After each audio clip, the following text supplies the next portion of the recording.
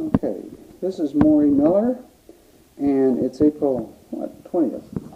21st. 21st. And I'm talking with Tom Wernz. We're going to begin where we began before, when we had to stop, and simply ask where and when you were born. Oh, I was born in Terre Haute, Indiana, on May the 26th, 1942. Okay. And who were your parents? Antone and Ruby Wernz. And you had some brothers? Yes, I have two brothers, Danny Wernz and Albert Wernz. Okay, now tell me about where you lived then. Well, we lived kind of about 8 miles southeast of Marshall, right straight east of Lincoln Trail State Park, about 5 miles, down what they called, at that time it was the Zion Road. Now I think it's got a number on it now. Okay, okay. And how long did you live there?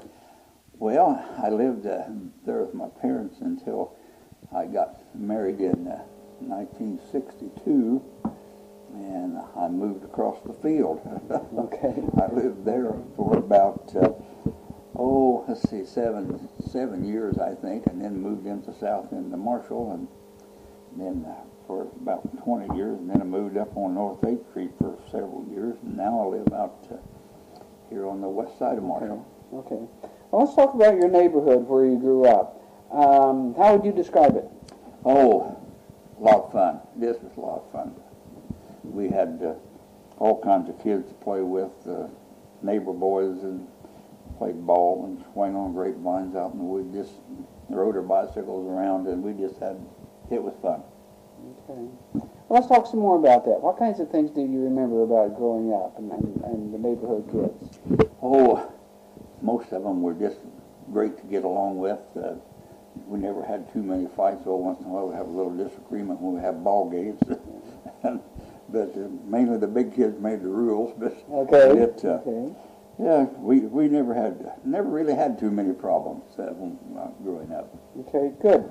Talk about life on the farm. Did you have chores? Oh yeah, yes. I guess when your school bus pulled up out the end of the lane, you just had about 15-20 minutes to get your clothes changed, so you'd go feed the chickens, gather the eggs, and carry water in 5-gallon buckets, and feed the cows, and had to get up early and milk the old cow before I went to school. Did you? Yeah.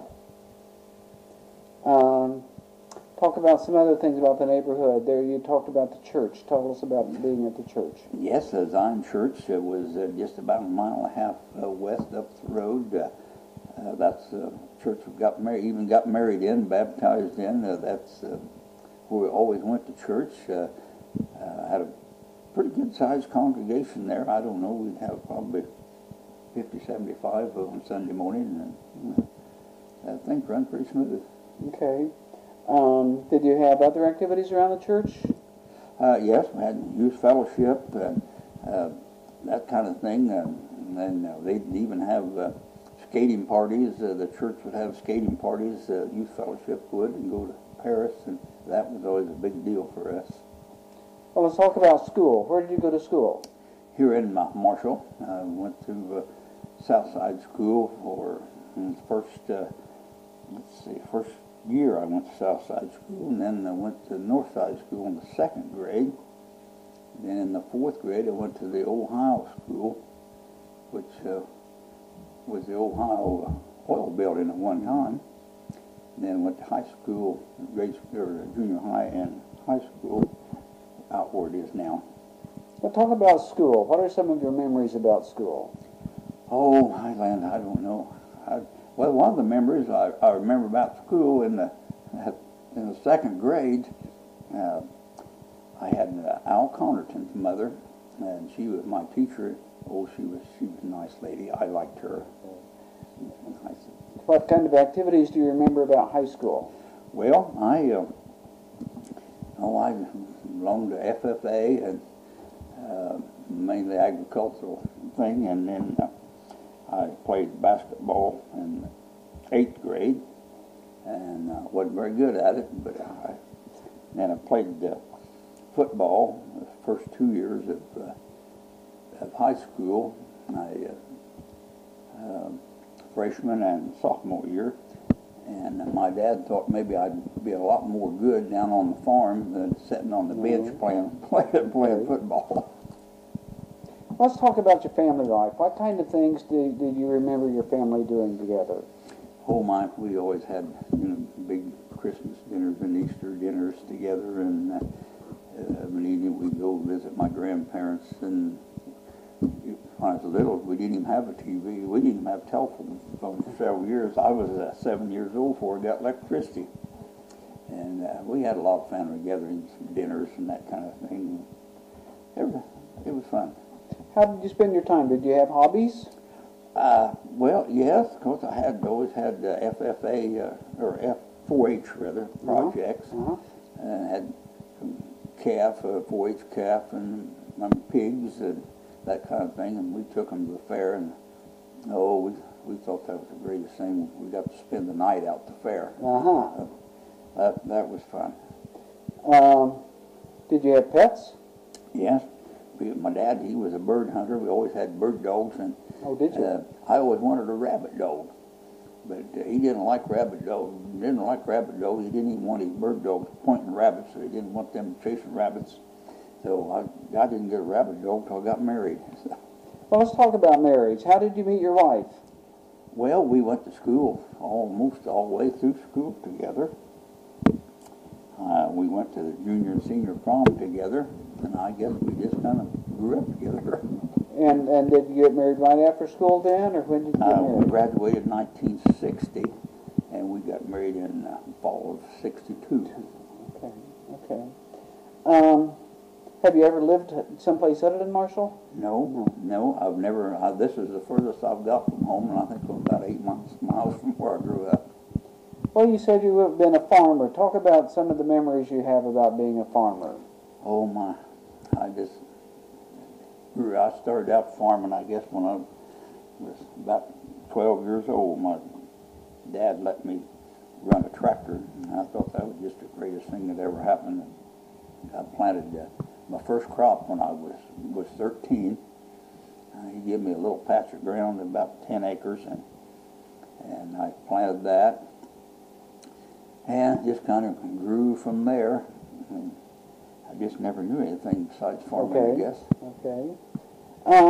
Let's talk about history in general here for a while. Is there a person or event that you remember as you think about your life that had a particular influence on your life?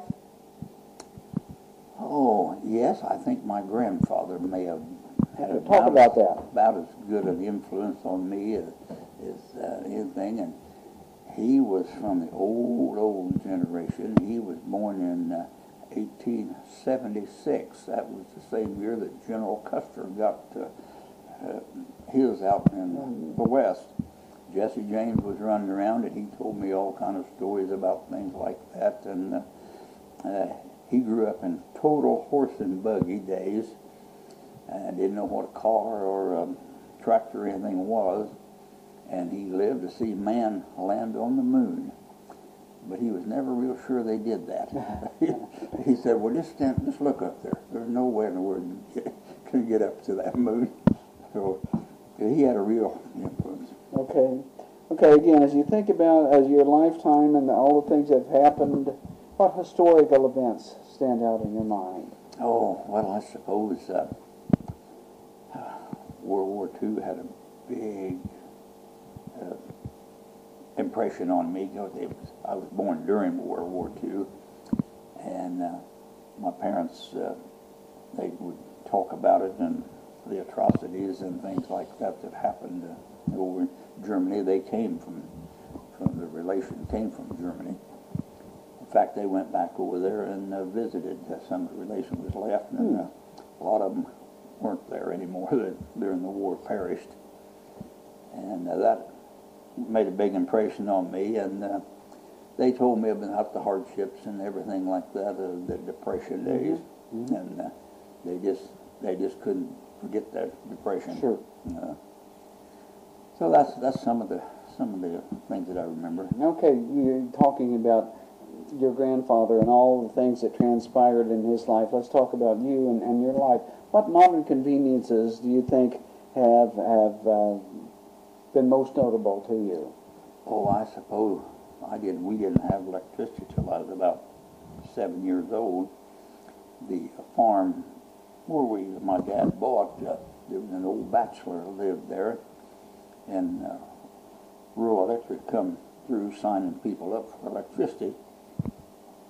And that old bachelor, he didn't want electricity. That stuff kill you. It electrocutes you. So he didn't sign the farm up, so everybody up and down the road had electricity before we did. And when we finally got electricity, you walk over, throw that switch on the wall, and just like daylight, we were used to old kerosene lamps. Yeah.